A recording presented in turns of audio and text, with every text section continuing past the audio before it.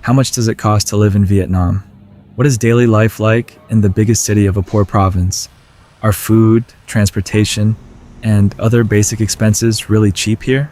Hi, I'm Min, a 38-year-old father living in rural Vietnam. Today, I'm traveling 50 kilometers to Dong Hoi to show you the real prices and everyday life in this small Vietnamese city.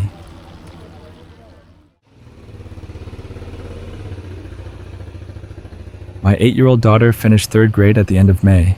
Like most children in Vietnam, she now has a 3-month summer break. I promised to take her on a trip when school ended, and now it is time to keep that promise. Along the way, I'd also like to share this little journey with you.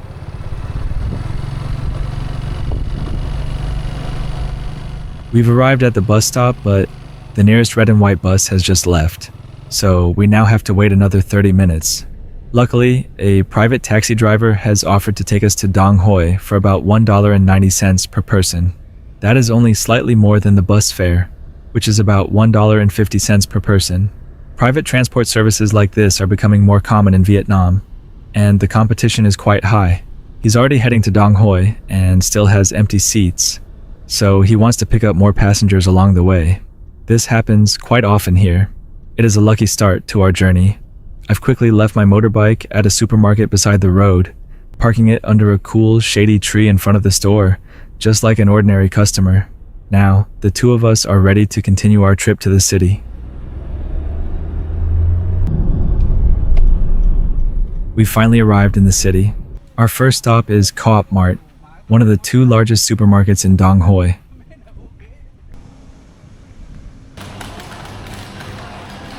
The escalator is out of order today, so the staff are working on it. It is still early in the afternoon on a regular weekday, so there are not many customers inside the supermarket right now. This place is usually much busier and more lively on weekends, especially in the evening.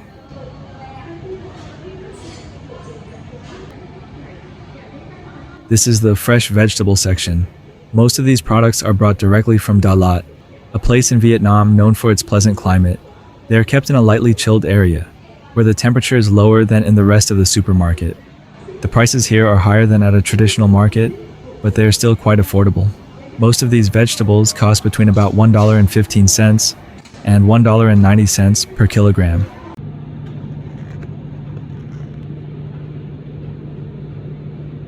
These seedless red grapes cost about $6.10 per kilogram. These Phan Rang apples cost about $2 per kilogram. This is the imported fruit section. These apples from New Zealand cost about $3.10 per kilogram. The oranges cost about $4.60 per kilogram, while the mandarins cost about $5 per kilogram. Both are imported from Australia. They are usually bought by people with a relatively good income. They are not really within my budget. My daughter wants to go to another supermarket with more games. That was probably her main reason for coming along. By the way, motorcycle parking here costs about 8 cents per visit.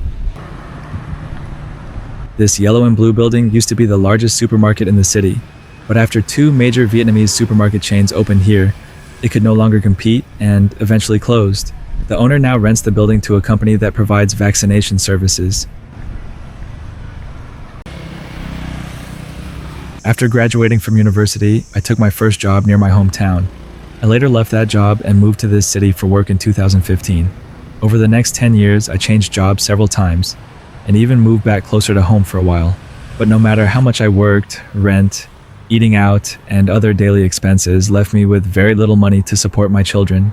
So in early 2025, I decided to move back home permanently and start looking for a different opportunity.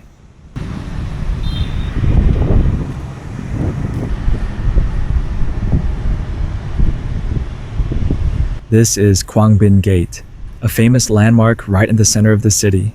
Many people stop here to take photos whenever they visit Dong Hoi.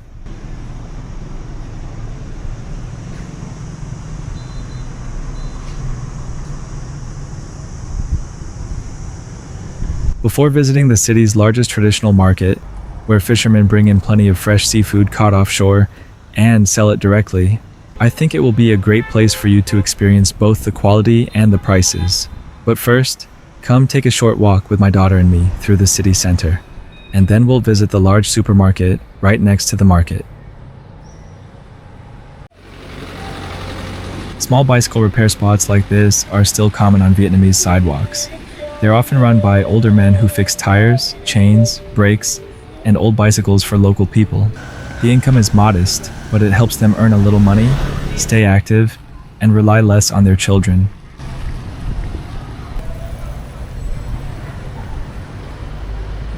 This is part of the everyday life of people earning a living around Dong Hoi Market.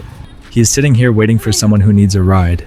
This traditional motorbike taxi service is gradually disappearing in Vietnam because ride-hailing apps have become strong competitors. My daughter and I are getting thirsty, so we're looking for a small roadside drink stall. Places like this are very convenient in Vietnam. You can stop for an affordable drink, rest for a while, and watch the everyday life of the city passing by. Quite a few foreign tourists visit this city. They stay here and spend time at Nhat Lay and Bao Ninh beaches, along with several other local attractions. After that, many continue to Phong Nha Cave and other tourist sites in Bo Troc district, about 40 kilometers northwest of central Dong Hoi. After drinking all the coconut water, I asked the owner to cut the coconut in half so I could eat the flesh inside. It was very tasty, soft, and slightly crunchy. The coconut costs about $1.35. The can of Coca-Cola is about 38 cents, and the bottled soft drink we're taking with us costs about 58 cents. These sidewalk vendors usually ask the market management for permission and pay a small fee to sell here. Right next to Dong Hoi Market is the Mother Swat Monument. Her real name was Nguyen Thi Swat, a local boatwoman from Bao Ninh, an area located across the Nhat La River, directly opposite Dong Hoi Market. During the war, although she was nearly 60 years old, she repeatedly rowed soldiers, wounded people, supplies, and weapons across the river under heavy bombing. She later became a symbol of the courage and sacrifice of Vietnamese women.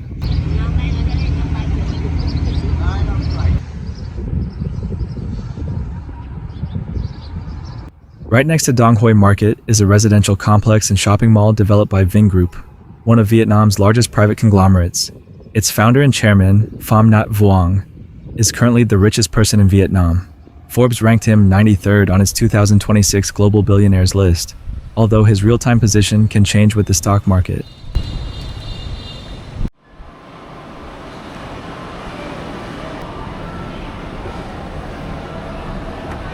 This is what my daughter has been looking forward to all afternoon. The previous supermarket also had plenty of games, but that area was not open yet. Even though she has been here before, it still feels like she is stepping into a completely different world from her everyday life. There are a few small supermarkets near our home, but they are not as lively, comfortable, or well-equipped as this one. For many Vietnamese people, going to a supermarket is not just about shopping. It is also a way to relax, spend time together, look around, and even escape the heat during these hot summer days.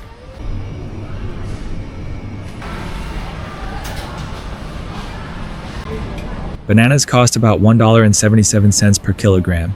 Watermelon costs about $1.22 per kilogram, and sugar plums cost about $2.50 per kilogram.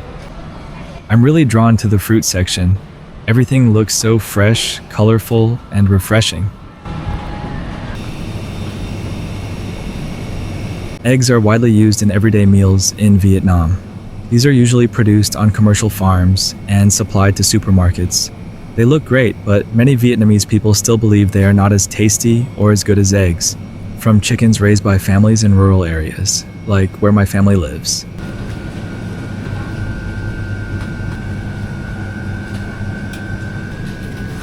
Vegetable oil is used every day in most Vietnamese kitchens, so this supermarket offers many different choices, including both domestic and imported brands.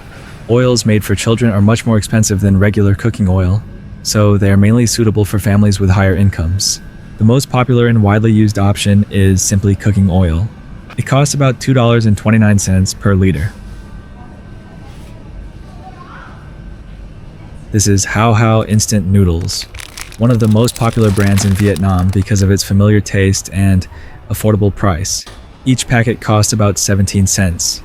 Next to it are many other domestic and imported brands. They usually cost between about 58 cents and $1.15 per packet. This is the Vinamilk dairy section. Vinamilk is one of the largest and most popular dairy brands in Vietnam. Depending on the type, each carton usually costs between about 38 cents and $1.58.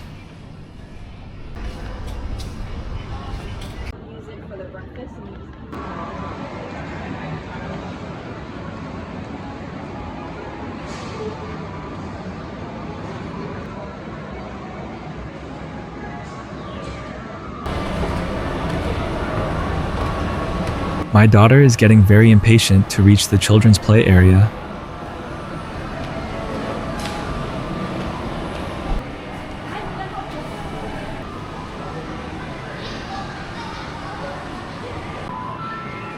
This area is designed for older children and teenagers. The business has noticed how much young girls enjoy taking photos with decorative backgrounds, so they created this service to match that trend.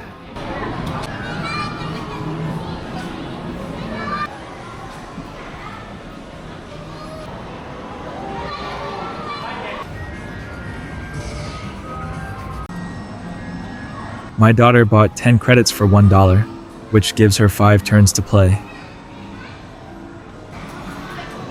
There are so many games here that we can't try them all, so I'm letting my daughter choose just a few. This is probably the best part of her day, and she's enjoying every moment.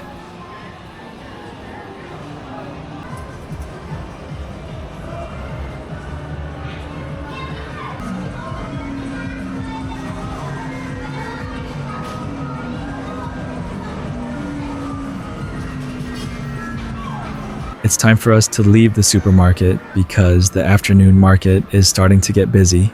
Now I'm going to take you through the seafood section, which is one of the most interesting parts of Dong Hoi Market.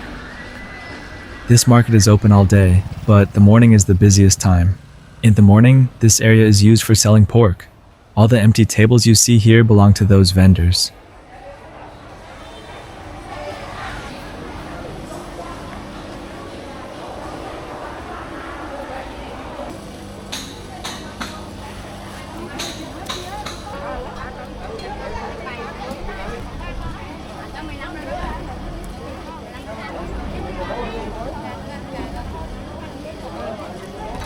I always feel comfortable in traditional markets like this. You can start a conversation with almost anyone, and people usually respond in a very natural and friendly way. That is one of the things I enjoy most about coming here. Across the river is Bao Ninh, where many local people make a living from fishing.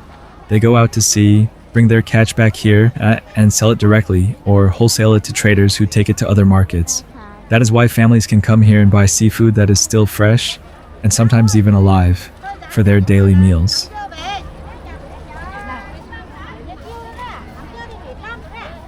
The seafood here is still fresh, and much of it is brought in the same day. But judging by the people who shop here, you can also see that this market is not only for wealthy customers. Prices can range from just a few dollars to around $20 or $30 per kilogram, depending on the type of seafood. Because this is a tropical coastal area, the variety is incredible. There are fish, shrimp, crabs, shellfish, squid, and many other things that may look unfamiliar to visitors.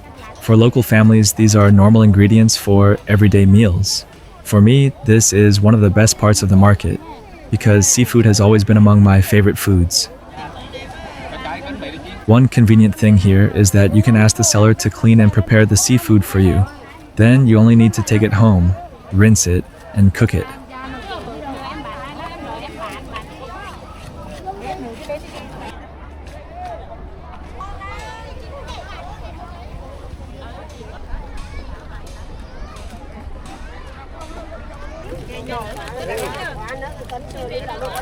This person has just brought in a fresh batch of swimming crabs, a type of sea crab with a flatter shell and paddle-shaped back legs.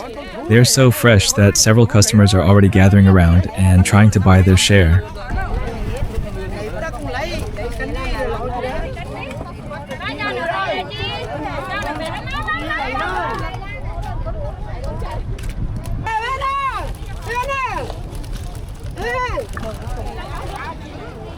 This lovely young woman is selling a type of sea clam and cleaning the shells.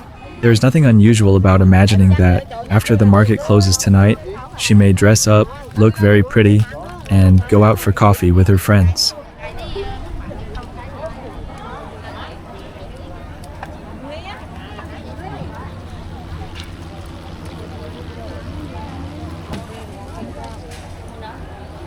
This is stingray. It usually lives near the seafloor in warm coastal waters. The meat is soft, slightly chewy, and has a mild, naturally sweet flavor. In Vietnam, it is often grilled, cooked in sour soup, made into hot pot, or braised. The seller gives her a price, and the young woman in the floral dress tries to bargain. The seller refuses, so she starts walking away. A moment later, the seller calls her back and agrees to the lower price. This little exchange is very familiar to Vietnamese people. Bargaining is a common skill when shopping at traditional markets like this.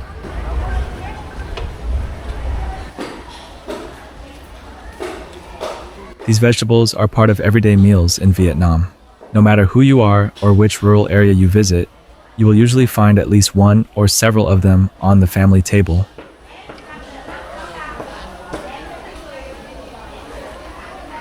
It is 5 in the afternoon now, when many people are finishing work and stopping by the market to prepare dinner.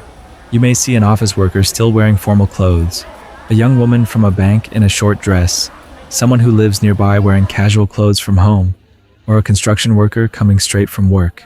All of them come together in the same place, and that creates a very close and community-like feeling. The market is noisy, but it also feels lively and real. For me, the atmosphere is surprisingly relaxing.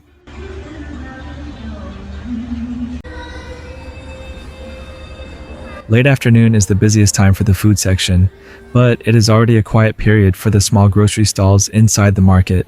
The vendors may listen to music, chat with one another, and begin cleaning up before going home. The second floor of the market is where clothes are sold. Most of these shops are open from morning until around noon, so by this time of day, the area is usually much quieter.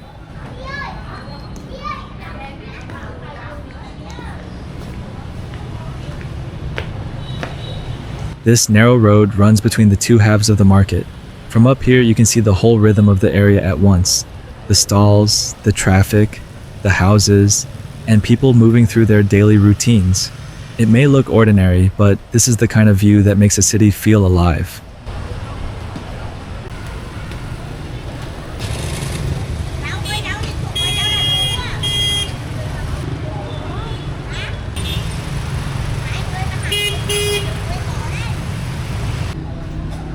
This is the market's motorcycle parking area. Most people come here by motorbike because it is the easiest way to move through the narrow streets, park close to the stalls, and carry their shopping home. Even families who own a car usually save it for longer trips or other purposes rather than using it for a quick visit to the market.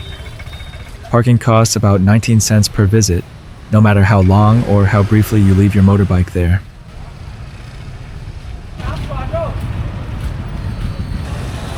These are boiled peanuts. Farmers from the outskirts often grow them themselves, or buy them freshly harvested, boil them, and bring them to the market to sell. They make a simple but enjoyable snack. You can keep eating while talking with someone and barely notice how much time has passed.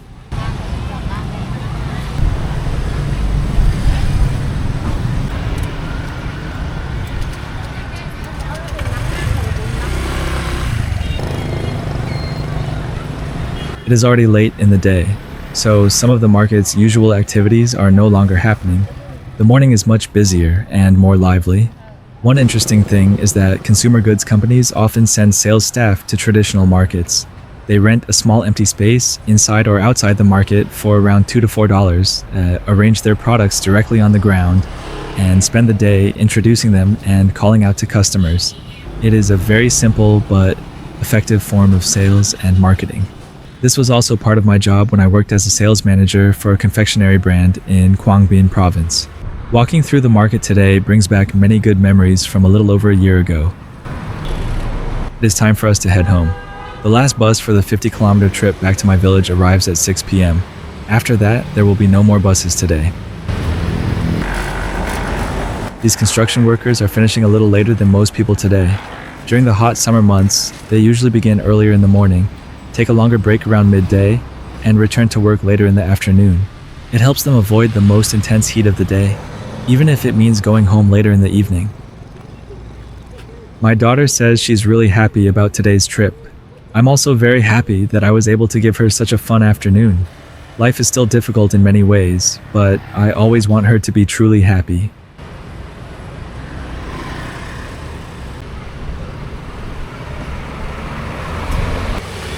If you want to understand everyday life in Vietnam, sometimes all you need is a cup of coffee and a seat on the sidewalk.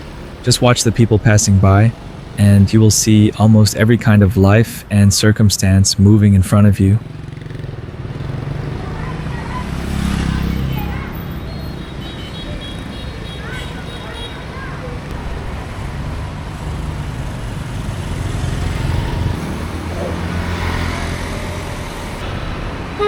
After waiting for about 15 minutes, the last bus of the day has finally arrived.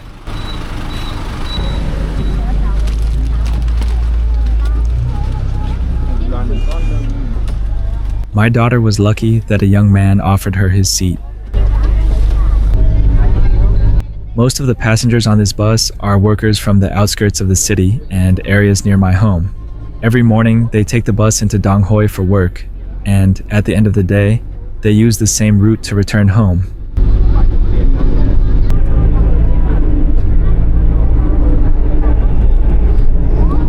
Riding the bus lets us watch everyday life pass by while we make our way home. It makes the journey feel much more interesting.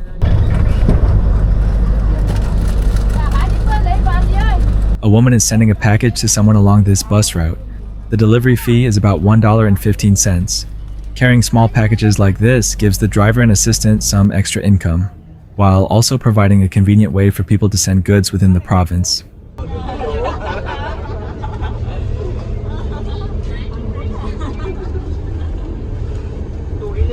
We've finally arrived back in our district, where we live and where I left my motorbike earlier. This is also the final stop on the bus route.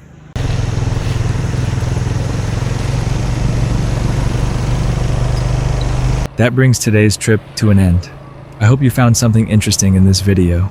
If you have stayed with us until this moment, I would truly appreciate a like and a subscription to the channel. I would also be very happy to hear what you would like to see next, or any suggestions you may have for my videos.